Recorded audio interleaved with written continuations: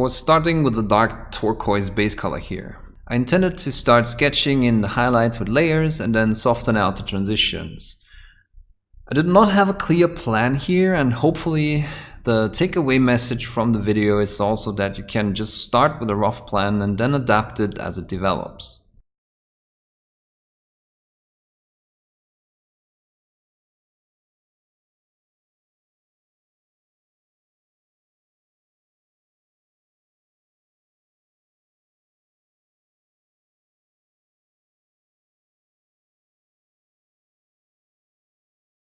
So as I'm applying these, what I expected to be opaque layers, I noticed that the layer isn't really opaque and you get this spotty finish, as you can see here. Sometimes it is the properties of the colors, like there's a few scale colors that do this and you will never get them to work painting in this style. And sometimes it is just a combination of too much water, the colors not properly mixed, and not enough or too much paint on the brush. Sometimes the color just wants to fight you.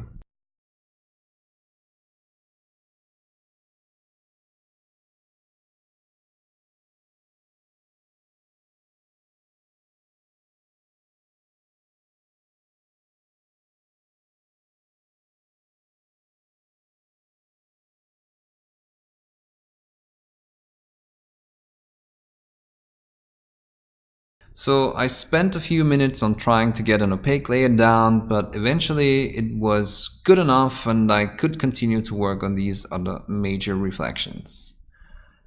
My goal with this glaive was a traditional blue power weapon, but with an appearance that could pose as a normal steel non-metallic metal that turns kind of bluish from the energy around it. So I knew I wanted to do a reflection pattern that would mostly be defined by the shape of the glaive. So my brushstrokes mimic the alignment of the edge. Adding more LED blue to the mix, I was applying the next layer of highlights, and I'm just trying to get a feel for where the highlights would look natural and believable.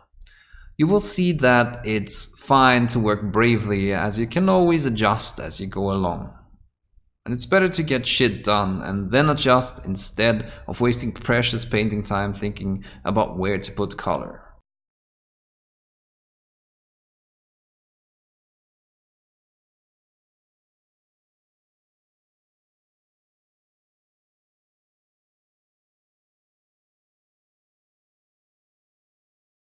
And you can see, even though I tried to start big enough with the layer before this one, I thought it would look better with a wider highlight back here. So instead of going back to the color before, I just skipped one layer and used this brighter color to make a wider reflection and would smooth it out later.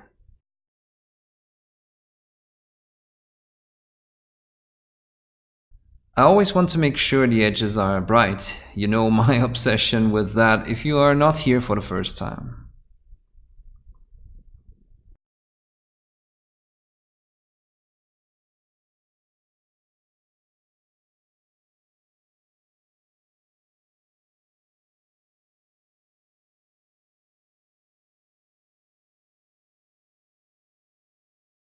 Everything looks rough in this state, and that's fine. Here you can see that I was mixing a darker color again to be able to work on the transitions. And you can gradually see that it's all coming together. Again, I'm using a line motion to blend with the tip of the brush. Don't forget that the brush is a versatile tool that offers a lot of options for how to apply the color, stippling dots, lines, broader strokes, and so on. And that is before even mentioning different dilution levels.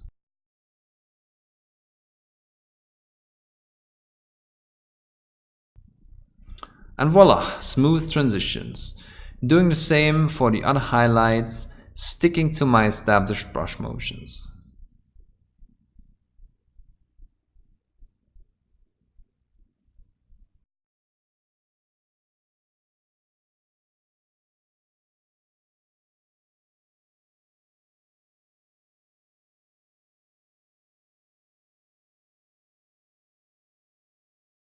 Adding more LED blue. The reason I'm using blue and not straight up white is because I want to keep a certain level of saturation.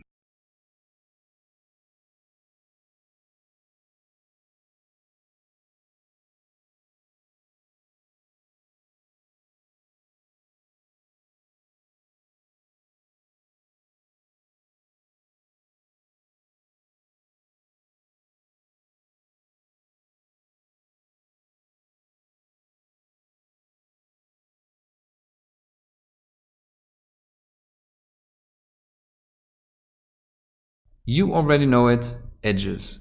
And I make sure that at the apex of the curve I apply a thicker line because that draws focus, makes it more believable. If we compare it to real life, reflections on the apex of a curved blade just look wider and more intense. Yeah, I'm definitely obsessed with edges.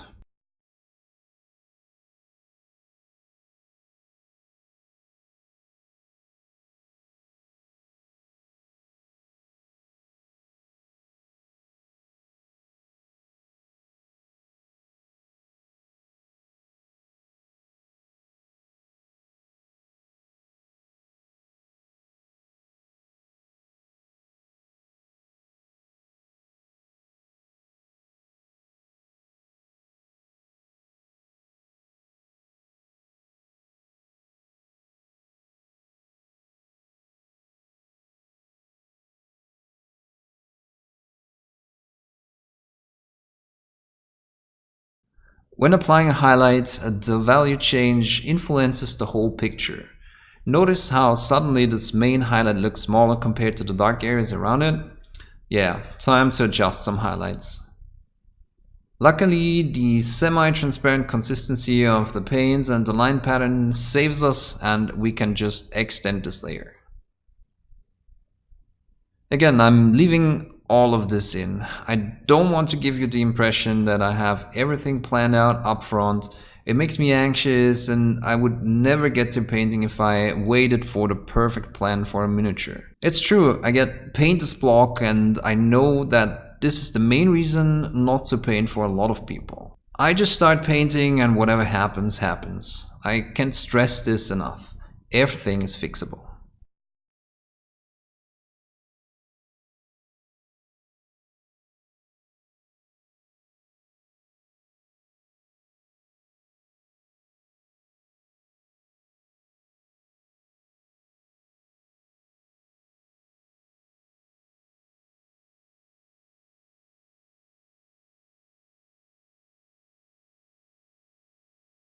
Using pure LED blue, I was doing the next highlights.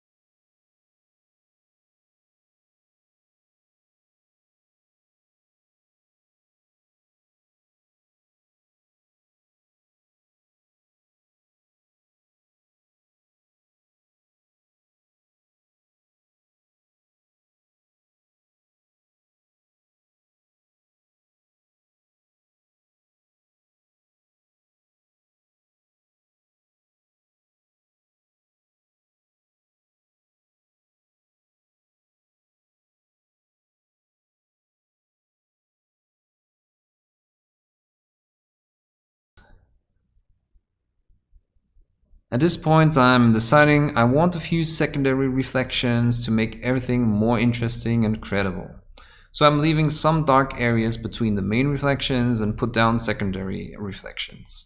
I make sure to stick to the radius of the blade here. Again, no problem, we don't need perfect smoothness. You can see where I keep the dark lines indicated by the red arrows. And I feel like now you can see that the whole blade is coming together. I guess we are just beyond the ugly face at this point.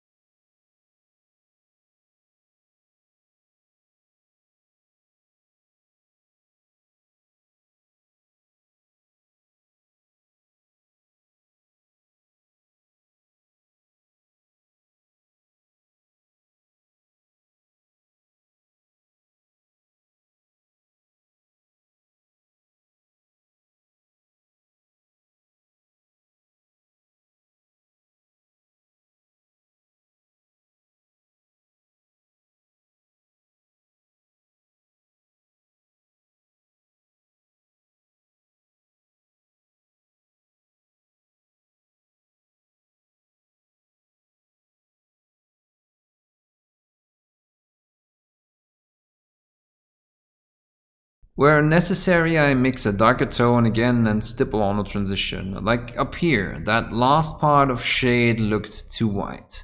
And as we apply a few layers of this, you can see that it becomes a neat transition.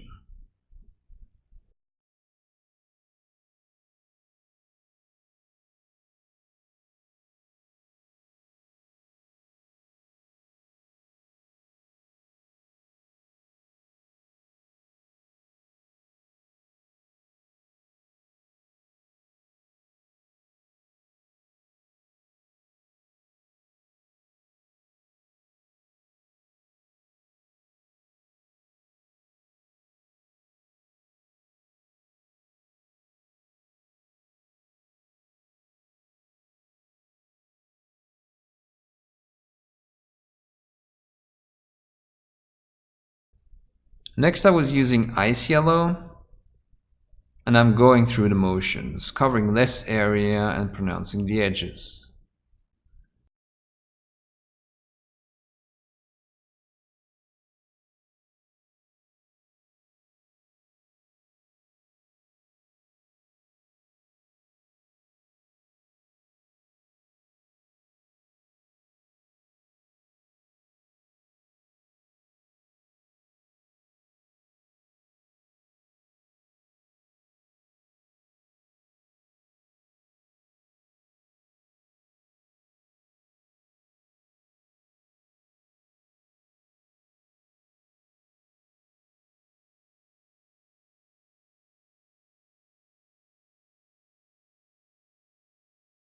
There's always time for another smaller reflection line. Always.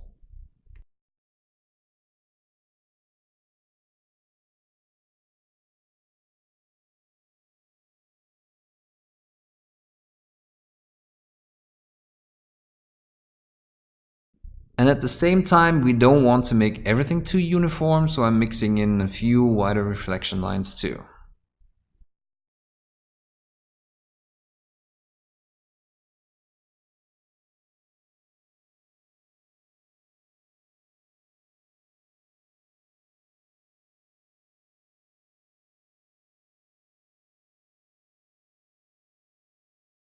Another thing that I wanted at this point was more structure in the blade, so I connected some of the main reflection lines with thin lines, and this ended up looking a bit like a distortion in an energy field.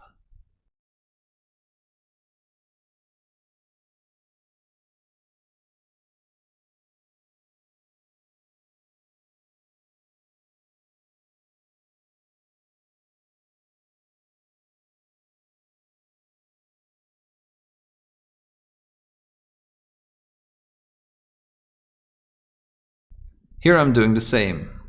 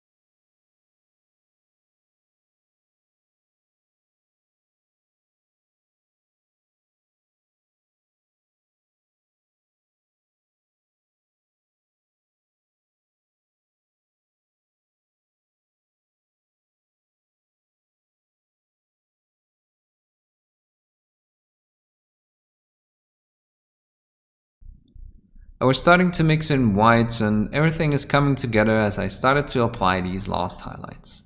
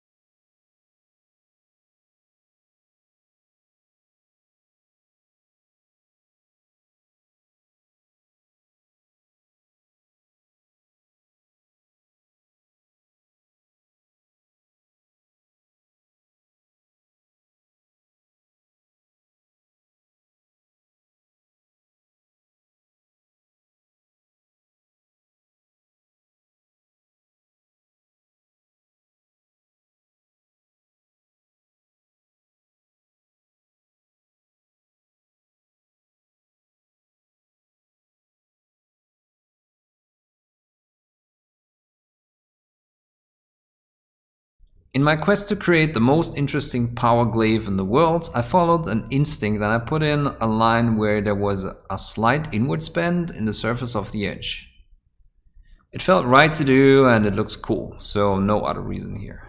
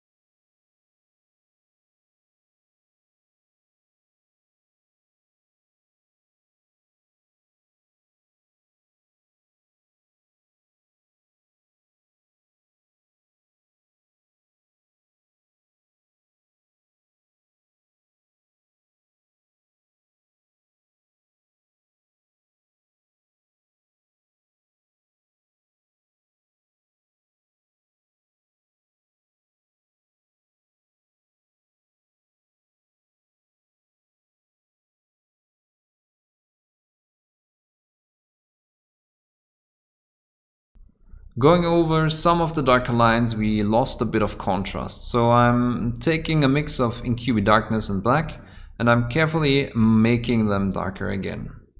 Basically using the same line pattern and semi-opaque glazing layers.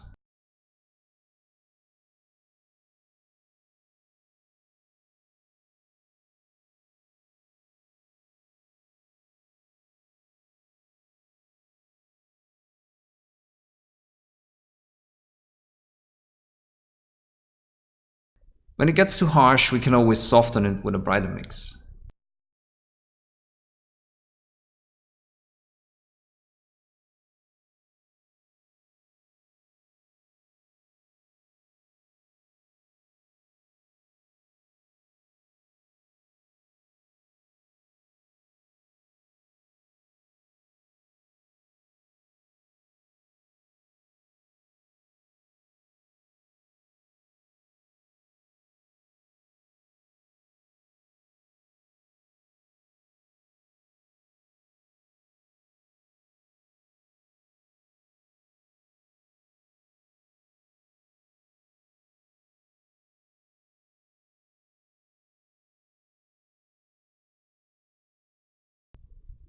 So at this point I'm doing some micropainting and adjusting. Not really necessary, but I'm a perfectionist.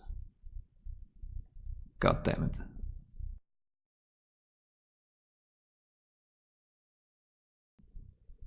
Something I discovered a while back to look good, and you have probably seen me do it in the past on non-metallic metal, is to make the very last line of a reflection, or in this case a shade, to bleed into the line next to it. So sometimes darkness bleeds into a light area and sometimes a bright area bleeds into a dark area. So I'm carefully putting in these lines and I really like the result.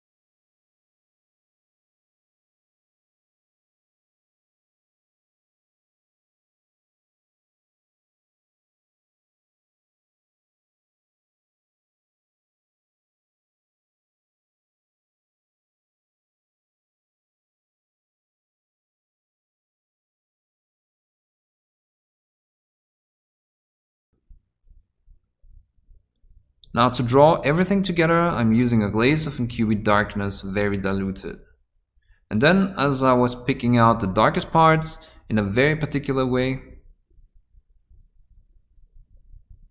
just to maximize contrast.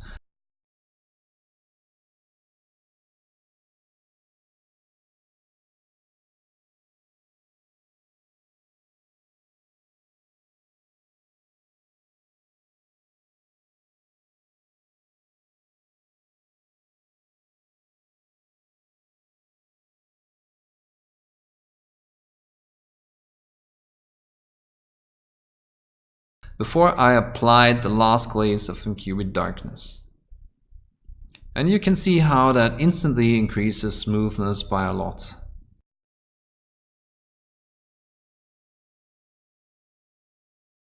The glazes toned down everything a bit, so I had to make sure the edge is brighter again.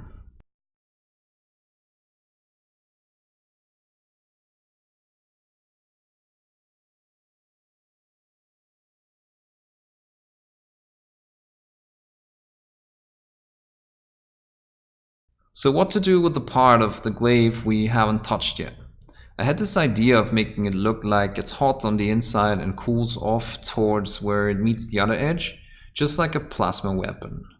So I started applying these glazes that I gradually made brighter and covered less space with.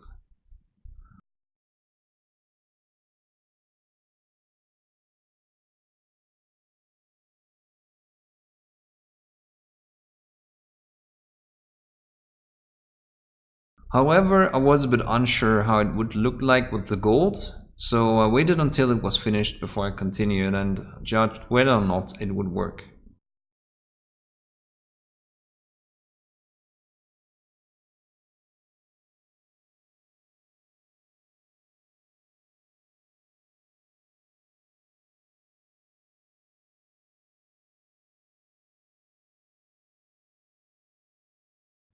And as I add the brighter, almost white layers, it all comes together, and I really like it.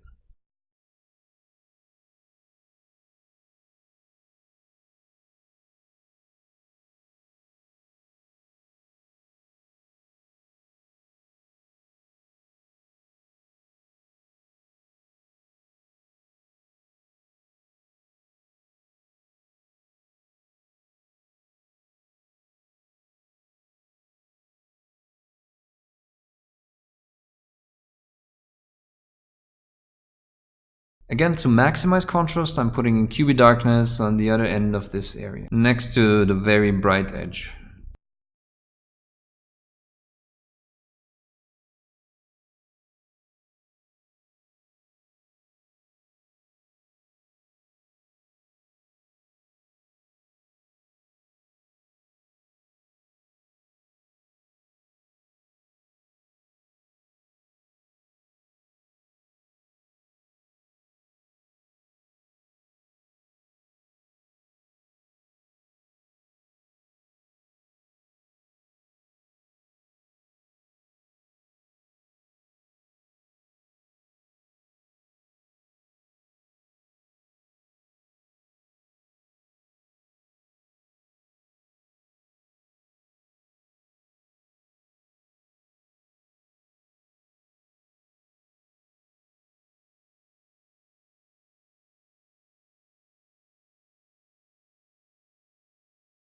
Really like the result. I think you can use it on all different kinds of weapons. I think it's something different from the usual just blending approaches and sparkling and light effects.